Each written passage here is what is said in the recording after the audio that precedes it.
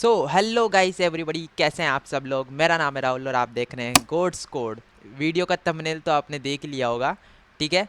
तो आज हम बात करने वाले हैं कि अगर एक बिगिनर बंदा वो शेयर मार्केट में एंटर करना चाहता है तो उसे क्या क्या चीज़ों की ज़रूरत पड़ती है, यानी कि उसे क्या क्या सीखना होता है शेयर मार्केट के अंदर कि वो एक अच्छे से ट्रेडर बन पाए या इन्वेस्टर बन पाए, ठीक है।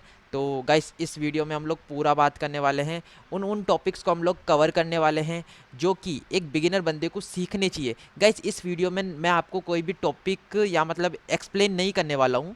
ये सिर्फ जो है वीडियो होने वाला है कि मैं आपको टॉपिक्स बताऊंगा कि आप लोगों को ये सीखना चाहिए शेयर मार्केट में, कि ट्रेडिंग में हमें ये सीखना चाहिए, इन्वेस्टिंग हम करना चाहते हैं तो हमें ये सीखना चाहिए। क्या ट्रेडिंग और इन्वेस्टिंग में हमें क्या नहीं सीखना चाहिए वो भी हम इस वीडियो में डिस्कस करने वाले हैं। तो गाइस वीडियो के एंड तक ज़रूर बने रहना, ठीक है। तो एक बात मैं आपको बता दूं, ये थोड़ा सा वीडियो लेंदी हो सकता है, बड़ा हो सकता है, लेकिन गाइस जो आपको इसमें जो वैल्यूएबल इन्फॉर्मेशन मिलने वाली है वो आपके बहुत काम आने वाली है, ठीक है। अगर एक बिगिनर हो आप तो ठीक है, ये आपके लिए बहुत ज़्यादा इंपॉर्टेंट होने वाला है ये वीडियो। तो वीडियो को एंड तक ज़रूर देखना, बिल्कुल भी मिस मत करना। अगर आप जल्दबाजी में ये वीडियो देख रहे हो ना तो पहले वीडियो को सेव कर लो, फिर इसे बाद में देख लेना चाहिए से, ठीक है। पेन और पेपर आपको लेके बैठना है, जो भी मैं बोलूँ आपको नोट डाउन करना है, ठीक है। और शेयर मार्केट में आप किस तरीके से पैसा बना सकते हो वो भी हम आज बात करने वाले हैं, और सबसे ज़्यादा जल्दी पैसा कहाँ बनता है वो भी हम बात करने वाले हैं। और मैं आपको इस वीडियो में लास्ट में एक बोनस टिप भी देने वाला हूँ, तो वीडियो को एंड तक तो आपको ज़रूर देखना है। तो गाइस जल्दी से वीडियो को स्टार्ट करते हैं, चलो।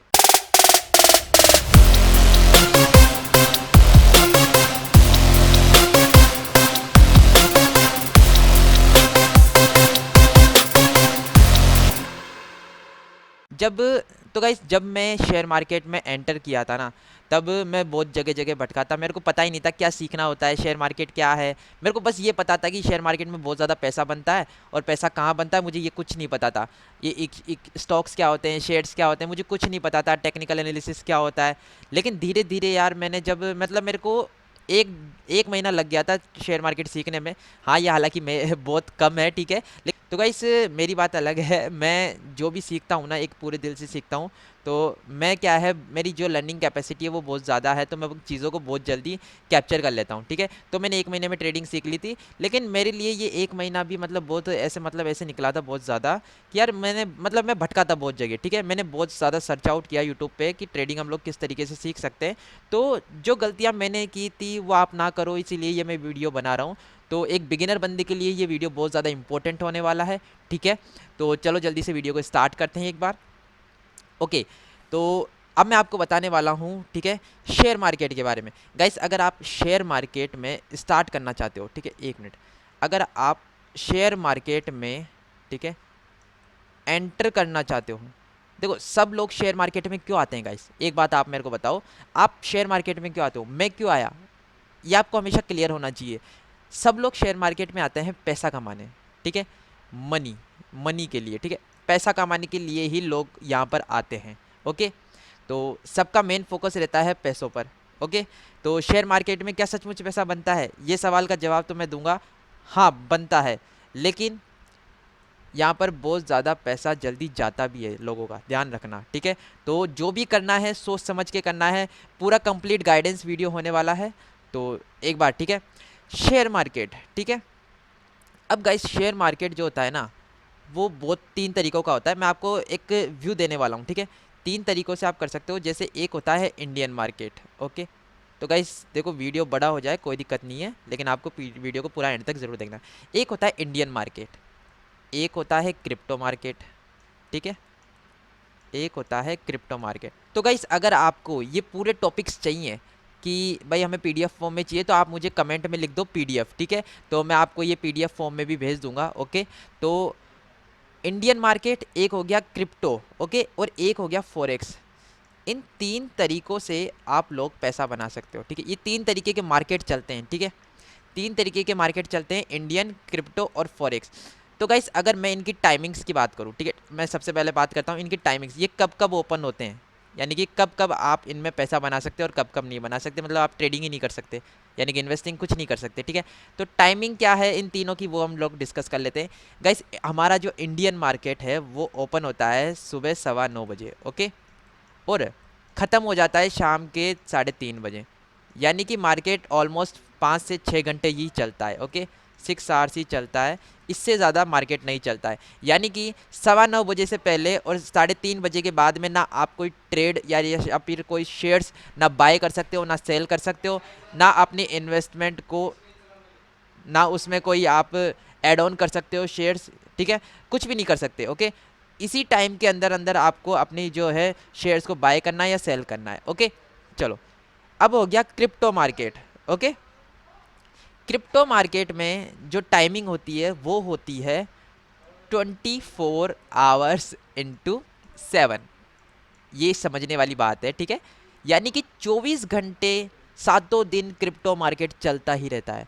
आप इसमें रात के 12 बजे, 1 बजे, 2 बजे कभी भी ट्रेडिंग या इन्वेस्टिंग कर सकते हो। ओके, क्रिप्टो मार्केट की बात कर रहा हूँ। बाकी अगर मैं बात करूँ फॉरेक्स की, फॉरेक्स जो होता है वो मंडे से लेके, ठीक है, मंडे से लेके फ्राइडे तक, ओके, फ्राइडे तक ओपन रहता है, ठीक है।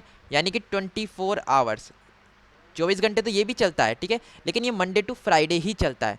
सैटरडे एंड संडे ये जो है बंद रहता है। ओके, सैटरडे संडे यहाँ पर छुट्टी रहती है फॉरेक्स मार्केट में। ओके, तो आप लोगों ने टाइमिंग समझ ली, ठीक है, इतना समझ लिया। अब आपको किस में ट्रेड करना है वो आपको पता होना चाहिए कि आप इंडियन मार्केट में ट्रेड करना चाहते हो, क्रिप्टो में ट्रेड करना चाहते हो, या फॉरेक्स में ट्रेड करना चाहते हो। ओके, आपको कहाँ करना है वो आपको डिसाइड करना पड़ेगा पहले। गाइस मैं बता दूं, मैं इंडियन मार्केट में और क्रिप्टो मार्केट में दोनों में करता हूँ, ठीक है। तो मेरा अलग अलग टाइमिंग है, मैं लाइव आता हूँ, आप मेरे साथ ज्वाइन हो सकते हो। ओके, इंडियन मार्केट में और क्रिप्टो मार्केट में मैं दोनों में करता हूँ। चलो, ये चीज़ें आपने समझ ली। ओके, अब मैं बात करूँगा, ठीक है, अब हम बात करने वाले हैं डीमेट अकाउंट की, ठीक है।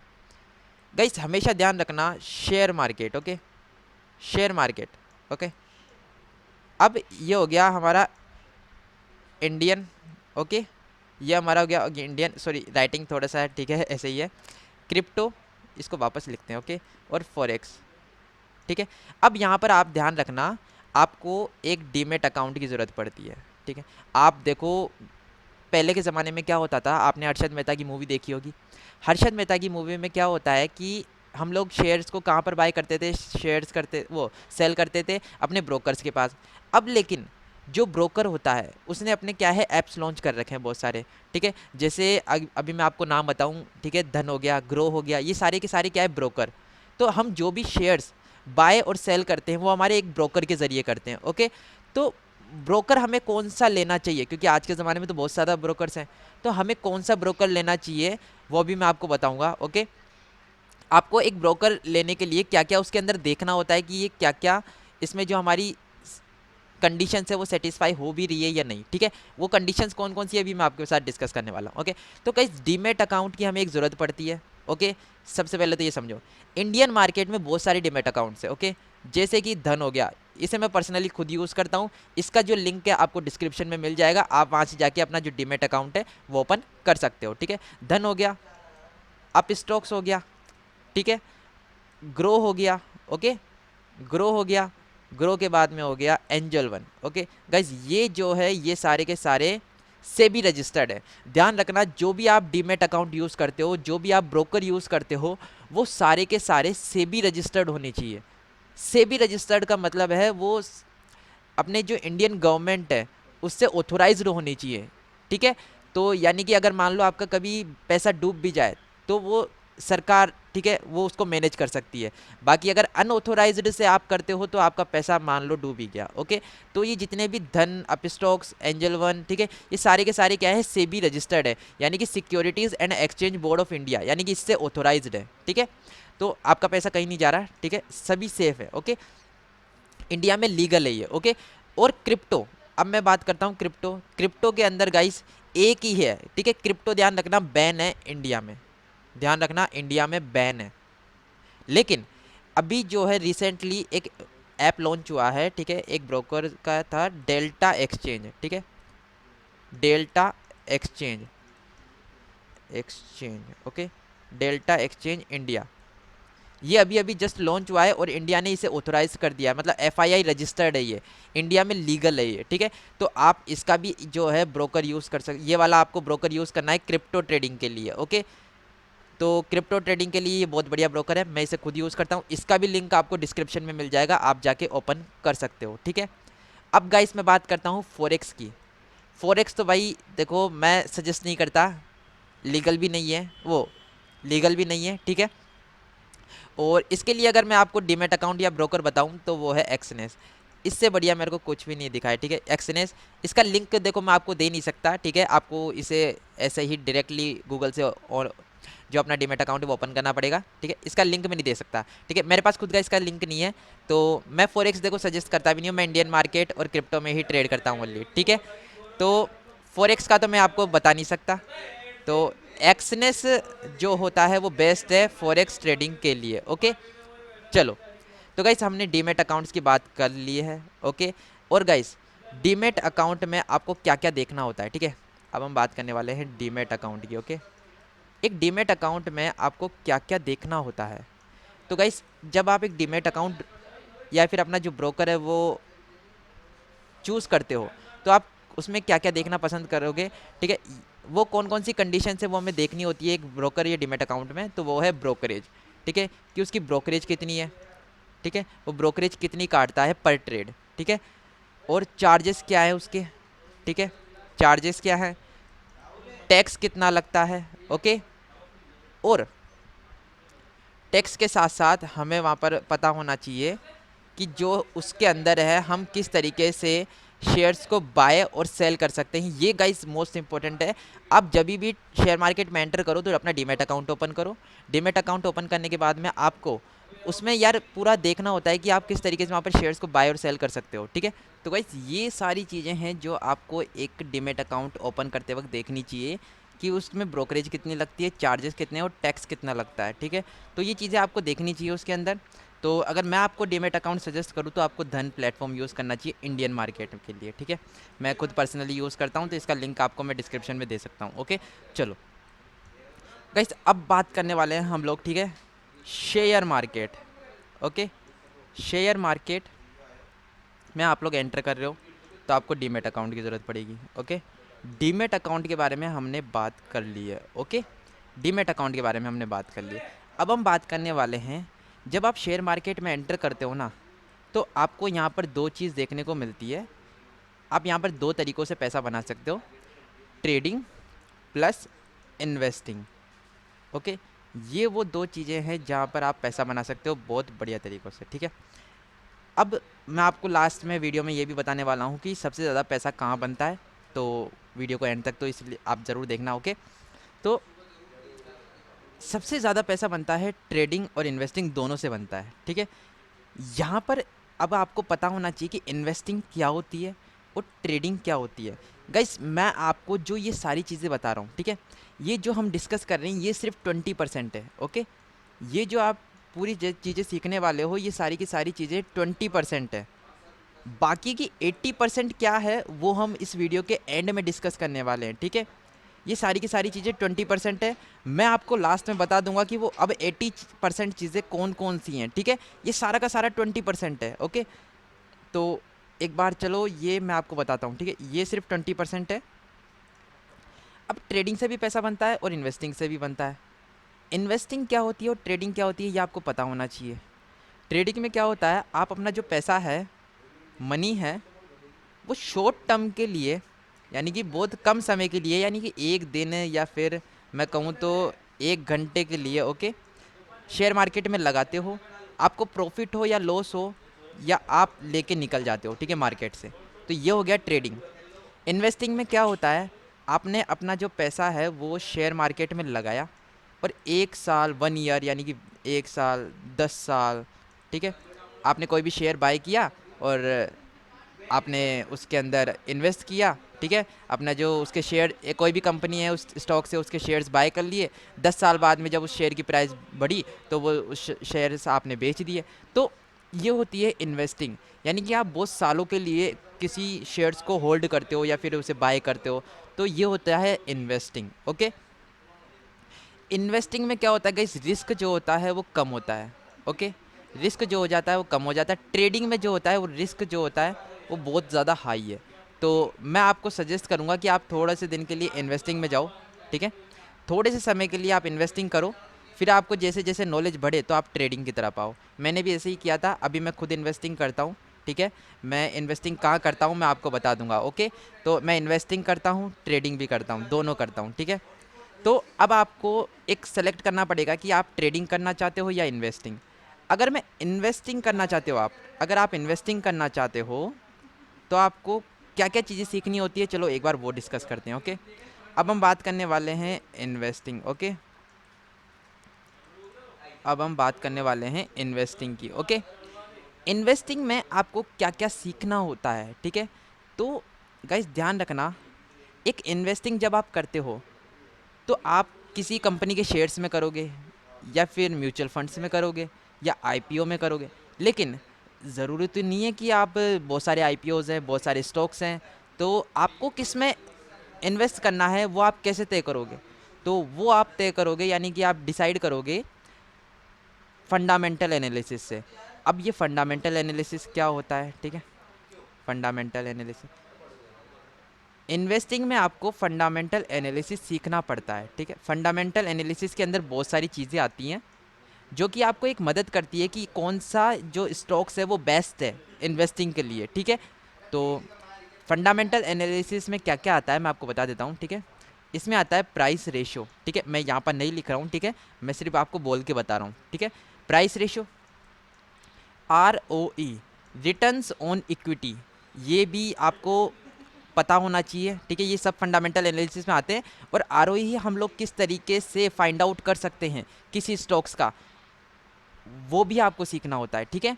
तो इन सब के वीडियोस आपको यूट्यूब पे मिल जाएंगे, आपको मेरे चैनल पे भी मिल जाएंगे, तो आप जाके उन्हें फाइंड आउट कर सकते हो, ठीक है।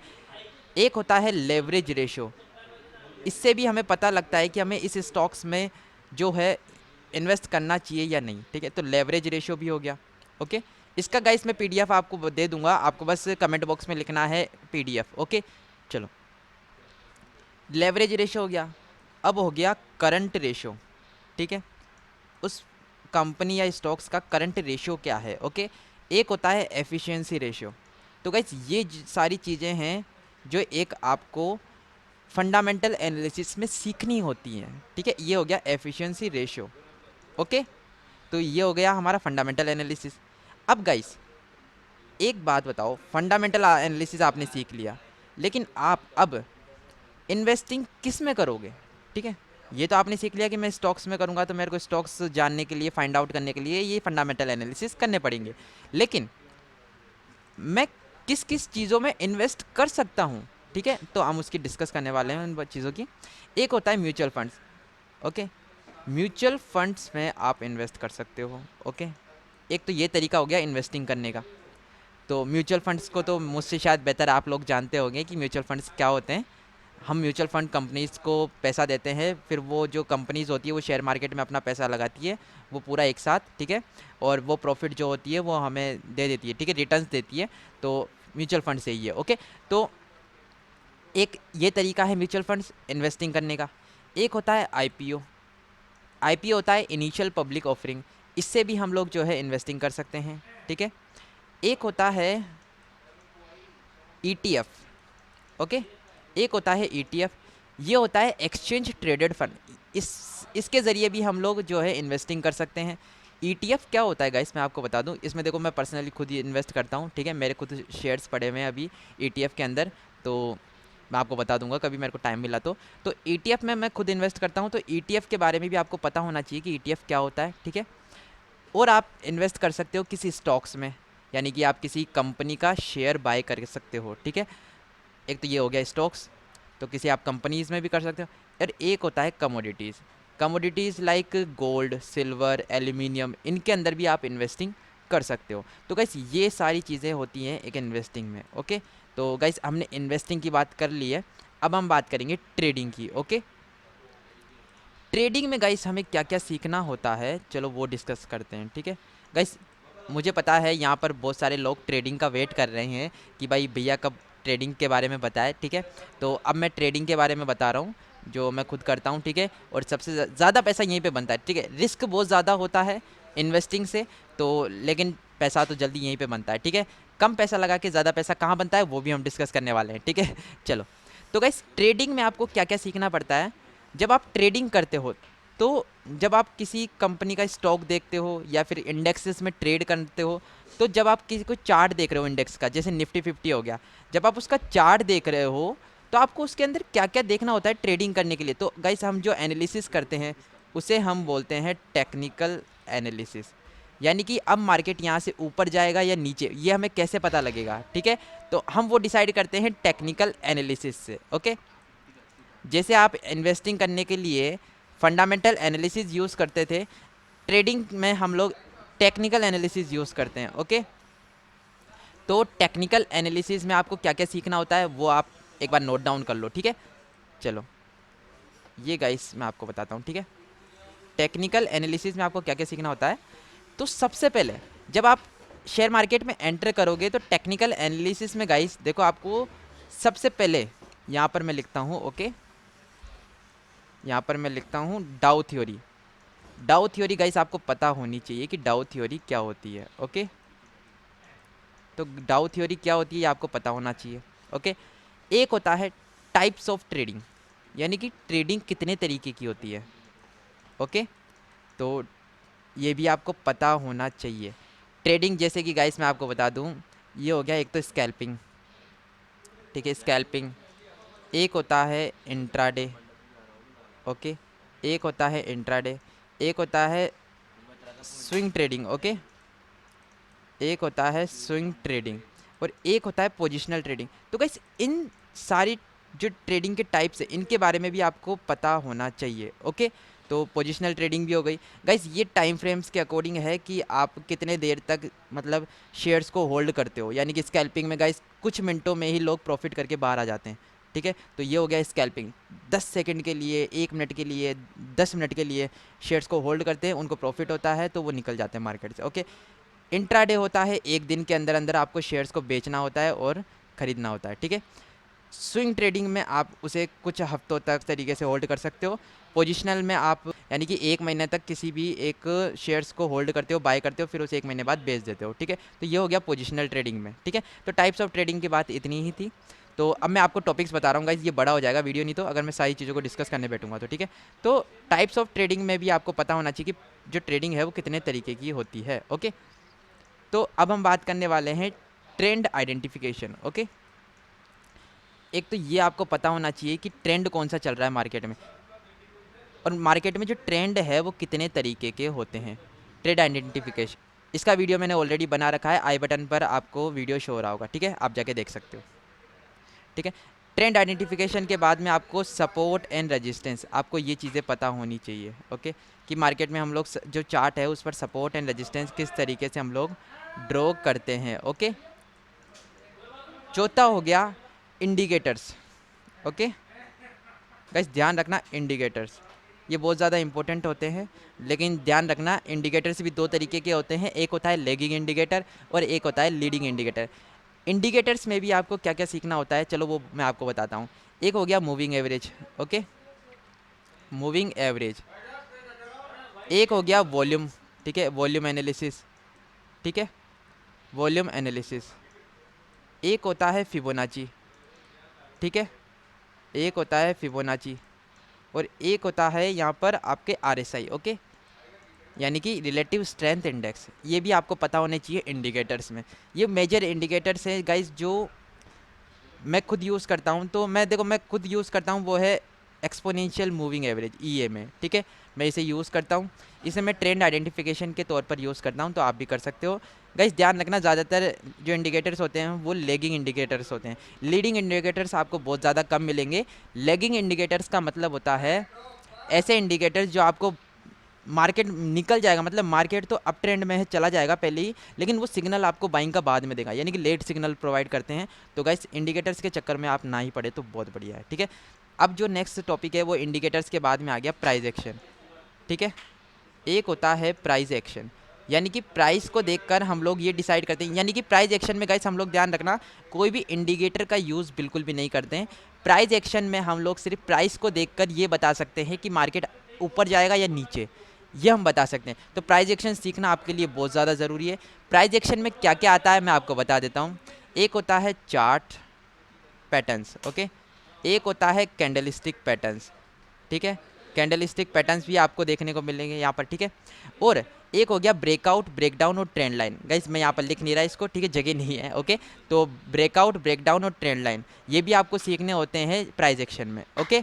तो गाइस ये पूरा टेक्निकल एनालिसिस के टॉपिक्स है, मैं आपको ये टॉपिक्स आपको प्रोवाइड कर दूंगा, ओके। आपको बस कमेंट बॉक्स में लिखना है PDF, ठीक है। तो ये सारे टॉपिक्स है जो आपको टेक्निकल एनालिसिस में सीखने होते हैं।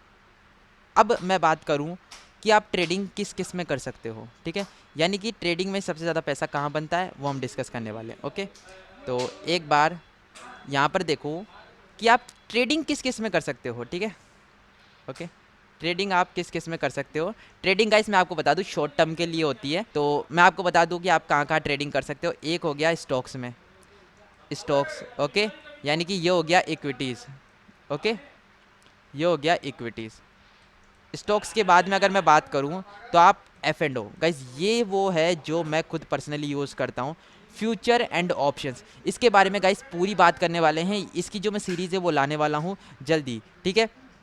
फ्यूचर एंड ऑप्शंस क्योंकि इसकी बहुत ज़्यादा डिमांड बढ़ रही है, क्योंकि मुझे लोग बोल रहे हैं आप फ्यूचर एंड ऑप्शंस में भी ट्रेड करना बताओ, ठीक है। तो फ्यूचर एंड ऑप्शंस के ऊपर मैं वीडियो लाने वाला हूँ। गाइस ध्यान रखना फ्यूचर एंड ऑप्शंस में ही कम पैसा लगा के आप ज़्यादा पैसा बना सकते हो, ठीक है। यही वो जगह है, यानी कि अगर आप ट्रेडिंग करना चाहते हो, ट्रेडिंग में आप आओ ना, तो फ्यूचर एंड ऑप्शंस में आओ, क्योंकि यहाँ पर कम पैसा लगाकर आप ज़्यादा पैसा बना सकते हो। लेकिन गाइस मैं आपको एक वार्निंग देना चाहता हूँ, जो सबसे ज़्यादा जो लूजिंग प्रोबेबिलिटी होती है एक बंदे की, ठीक है, सबसे ज़्यादा बता रहा हूँ, वो फ्यूचर एंड ऑप्शंस में ही होती है। जो अपना जो सबसे ज़्यादा बंदे पैसे लूज़ करते हैं वो फ्यूचर एंड ऑप्शंस में ही करते हैं, क्योंकि ये जो है हाईली रिस्की होती है, ठीक है। तो आपको सोच समझ के यहाँ पर आना है। गाइस मैं आपको प्रिफर करूँगा आप अपना जो पैसा है, रियल मनी है, वो पहले यहाँ पर मत लगाओ। आप पहले पेपर ट्रेडिंग से स्टार्ट करो। पेपर ट्रेडिंग का मतलब होता है कि आपको डेमो अकाउंट बनाना है, यानी कि वर्चुअल मनी यूज़ करना है। वो आपको अगर पेपर ट्रेडिंग के लिए बेस्ट ऐप चाहिए तो आप मुझे कमेंट में लिख देना, ठीक है, पेपर ट्रेडिंग ऐप चाहिए तो मैं आपको दे दूंगा, ओके। तो गाइस पेपर ट्रेडिंग आप स्टार्ट करना F&O में, ठीक है। F&O में हम लोग क्या करते हैं, हम लोग इंडेक्सेस में ट्रेड करते हैं। गाइस इंडेक्स भी आपको समझने पड़ेंगे, इंडेक्स क्या होता है, ठीक है। F&O में हम लोग किस तरीके से ट्रेड लेते हैं, किस तरीके से हम लोग शेयर्स को बाय करते हैं, ठीक है। तो आपको F&O के बारे में भी जानना चाहिए, ओके। तो F&O में भी आप पैसा कमा सकते हो। तो गाइस ये था 20% ओनली, ओके। अभी तक आपने डिटेल में नहीं देखा है, आपने सिर्फ टॉपिक्स सुने हैं, ठीक है। और गाइस ये है पूरा 20%। अब गाइस आप पूछोगे 80% क्या है फिर शेयर मार्केट में, तो अभी हम उसकी बात करने वाले हैं, ठीक है। अब हम 80% की ही बात करने वाले हैं, ठीक है। तो अब 80% क्या है मैं आपको बताता हूँ। गाइस आपने पूरा ट्रेडिंग सीख लिया, ठीक है, आपने टेक्निकल एनालिसिस सीख लिया, आपको इन्वेस्टिंग के बारे में भी पता है, आपको ETF के बारे में भी पता है, आपको फ्यूचर एंड ऑप्शंस के बारे में पता है, इंडिकेटर्स आपको लगाना आ गया। आप मार्केट में ये सारी चीज़ें सीख कर पैसा नहीं बना सकते, नहीं बना सकते ब्रदर, नहीं बना सकते। अब क्यों वो मैं आपको बताता हूँ, ठीक है। 80% क्या है मैं आपको बताता हूँ। फर्स्ट है, इनको मैं सही से लिखूंगा, ठीक है। फर्स्ट है मनी मैनेजमेंट। अब मैं आपको बताता हूँ ये इम्पोर्टेंट क्यों है। अगर आपको प्रॉफिटेबल ट्रेडर बनना है ना, तो ये बहुत ज़्यादा हेल्प करने वाले हैं आपको। अगर आपने ये नहीं सीखा ना, तो आप पैसा लूज़ करके ही जाओगे शेयर मार्केट में, ये मैं गारंटी लेता हूँ, ठीक है। तो अगर आपको लूज़ नहीं करना है और एक प्रॉफिटेबल ट्रेडर बनना है, तो इन 80% को आपको फॉलो करना पड़ेगा, ठीक है। तो वो कौन कौन से हैं, मनी मैनेजमेंट। अब मनी मैनेजमेंट का मतलब क्या है, मान लो स्टार्टिंग में आप लाए, ठीक है, 10,000 रुपये लाए, ओके। स्टार्टिंग में आपने 10,000 रुपये आपने स्टार्ट किया शेयर मार्केट में ट्रेडिंग करके, ठीक है। आप ट्रेडिंग के लिए 10,000 रुपये लाए। अब आपने क्या किया, 10,000 रुपये आप लाए तो सही, लेकिन आपने मनी मैनेजमेंट नहीं किया। मतलब आपने मान लो आप एक ट्रेडिंग साइकोलॉजी नाम की भी एक चीज़ होती है शेयर मार्केट में। अब ये तो देखो, जब आप ट्रेड करोगे ना, जब आपका पैसा यहाँ पर ऊपर नीचे बनता हुआ नज़र आएगा, यानी कि आप लॉस में जाओगे, प्रॉफिट में जाओगे, तो ये जो हार्ट बीट है ना, ये आपकी कंट्रोल नहीं हो पाएगी। ध्यान रखना मैं क्या कह रहा हूँ। आप हार्ट बीट को कंट्रोल नहीं कर पाओगे। यानी कि मान लो आपने 10,000 रुपये का सीधा ट्रेड ले लिया फर्स्ट टाइम, जब आप फर्स्ट टाइम आए 10,000 रुपये लाए और आपने सीधा ही 10,000 रुपये का ट्रेड मार दिया। F and O, future and options में बात कर रहा हूँ, ठीक है। वहाँ पर फ्यूचर एंड ऑप्शंस में बहुत ज़्यादा जल्दी 500 रुपये, 500 रुपये, 1,000 रुपये ऐसे बनता है, ठीक है। लेकिन वो 500 रुपये 1,000 रुपये लॉस में कब कन्वर्ट हो जाता है हमें पता भी नहीं चलता, ठीक है। तो जब वो ऊपर नीचे होता है ना, तो ये जो हार्ट बीट है ये हमारी बढ़ जाती है। जब हार्ट बीट बढ़ती है तो माइंड में टेंशन होने लगता है, टेंशन होने लगता है तो आप गलत डिसीजन लोगे, गलत डिसीजन लोगे तो आप लॉस करोगे, ठीक है। तो ये पूरा एक साइकोलॉजी रहता है माइंड में, ओके, जब आप ट्रेड करते हो। तो गाइस मैं आपको प्रीफर करूंगा आप जब भी अपना जो ट्रेडिंग हो, ट्रेड करते हो, ठीक है, तो आपको पूरी जानकारी लेके ही ट्रेड करना है, ठीक है। आपको कोई भी यहाँ पर आपको स्टॉप लॉस लगाना आना चाहिए, आपको टारगेट लगाना आना चाहिए, आपको कब एंट्री लेना चाहिए, कब एग्जिट मारना चाहिए, ये सब आपको पहले से ही डिसाइडेड रहना चाहिए जब आप एक कोई ट्रेड में एंटर करते हो, ठीक है। Money management is most important. Money management यार देखो, मैं आपको, अगर मैं आपको बताऊं, ठीक है, मनी मैनेजमेंट अगर आप देखो किस तरीके से कंट्रोल कर सकते हो, पहले आप स्टॉक्स में जाओ, ट्रेडिंग करो लेकिन स्टॉक्स में करो। स्टॉक्स में क्या होता है कि आपको लेवरेज मिल जाता है। एक तो लेवरेज यानी कि अगर मान लो 500 रुपये का स्टॉक्स है, 500 रुपये का स्टॉक की प्राइस चल रही है, ओके। अगर अगर आप उसमें ट्रेडिंग करोगे, ट्रेडिंग में आपको क्या होता है कि 5 गुना लेवरेज मिल जाता है, ओके। 5 गुना लेवरेज यानी कि अब जो हमारा जो 500 रुपये का, ठीक है, 500 रुपये का जो स्टॉक था, अब आपको कितने का मिलेगा, वो मिलेगा 100 रुपये का। तो आपको 5 गुना क्या हो गया, पैसा कम लगा, ठीक है। तो अब वो आप 100 रुपये में बाय कर सकते हो, ठीक है, समझ रहे हो मेरी बात को। तो यहाँ पर 5 गुना आपको लेवरेज आपको पता चल जाएगा जब आप डीमेट अकाउंट ओपन करोगे या फिर आप धीरे धीरे ट्रेडिंग करना स्टार्ट करोगे ना, तो आपको पता चल जाएगा लेवरेज क्या होता है, ओके।